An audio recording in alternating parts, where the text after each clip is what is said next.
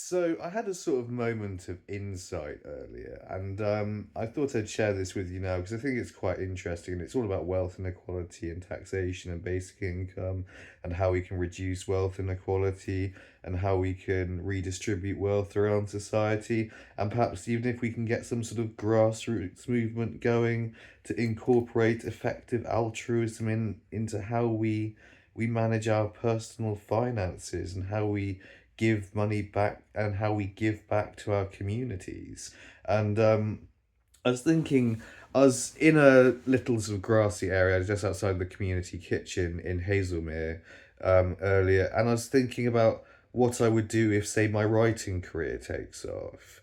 If I sell 1 million books or something and earn £1 million, what would I do with that money? Would I sit on it, or would I give it back to other people in society who also need it, who might be living in poverty, for instance, and I should, support people like that and give money directly back to people in need. And I'm just really struggling with myself actually on this issue of whether I would be that altruistic.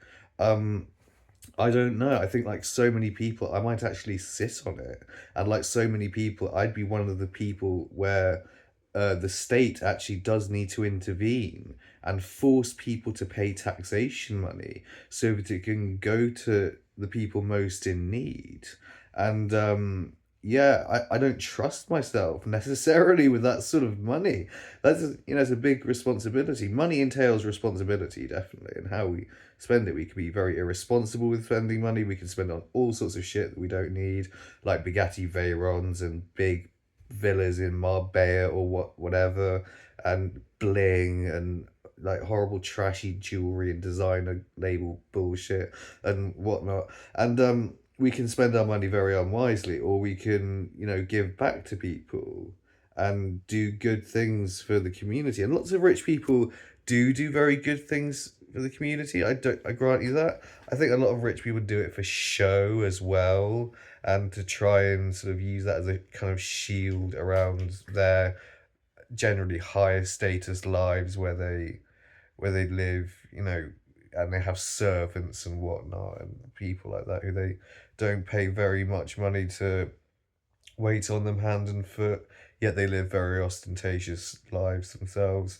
And yeah, I think I'm writing this essay now, and it's cutting into the core of these kind of like Marxist communist ideals of that there should be no inequalities in society, and that everybody should be paid the same.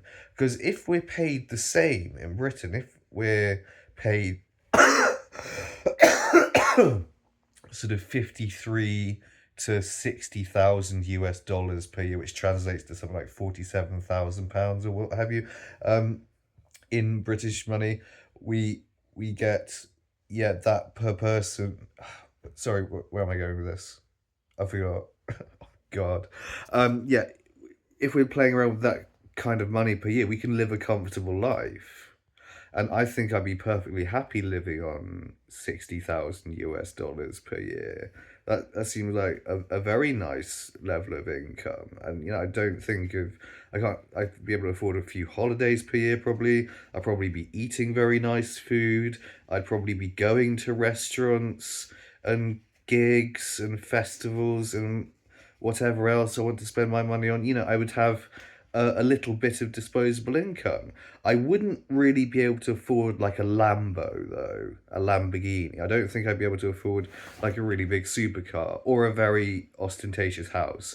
Probably just a nice-ish house somewhere reasonably good, which is like what we all kind of want, I think, and particularly, when we've been very poor. That's, we do sort of dream of these things, and just having a secure life where you're not drifting constantly from place to place and earning bits of money here, there, and everywhere, but spending it all and will not be able to keep hold of it. Um, poverty is no fun, and it really comes down to a lot of it comes down to the luck of the draw, how you were. The conditions you were born into. Yeah, some people they're rich and they'll be rich for the rest of their lives, and they're living on a trust fund of inherited wealth, and they'll have their lives that they live in perfect comfort and security. And that's one way of being born. Or the other way of being born is you could be born into poverty. And lots of people make it out of poverty, but I really think the chances of making it out of poverty are really slim and limited for some people, and it's often, unfair that the the reason why someone can't get ahead in life. I'm talking about things like disabilities of various descriptions, and obviously we have disability benefits, but that's not really 60 grand a year, nowhere near that. That's more like 15 grand a year if you've got a severe disability of some description, you get about that, which I mean is a pretty you can sort of live an okay-ish life on that, I think. You can't really be living, you can't really have holidays on that though, necessarily. You can just about feed yourself and keep your house warm, I think, and get fuel in your car if you're lucky enough to have one, if you're able to drive, and, you know, and live a pretty basic life on that sort of money.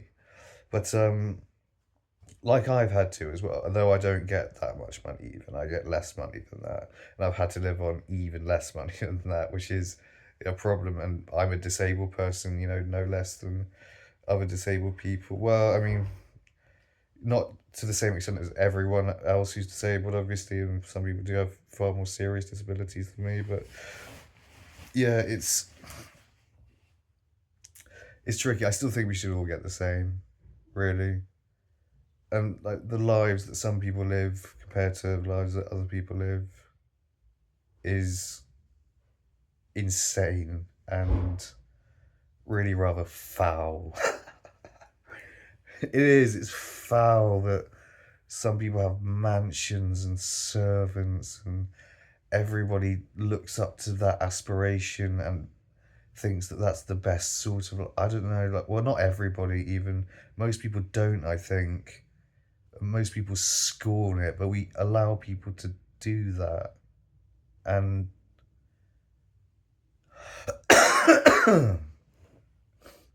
people are born into lives of unbelievable privilege often. I think it's not good for anybody to have that much. Having too much is bad. Having not enough is bad. What we need is a happy fucking medium, a middle way of economics. That's what we need, or a middle way of political economy. Something whereby we use the system of taxation to perpetually redress income inequalities. And, I don't know. This has gone on for long enough, I think, almost, this video. Yeah, and that's what people should, I think, aspire to as a system. Yeah, I think that's roughly what I want to say. Thank you everyone for watching. See you soon.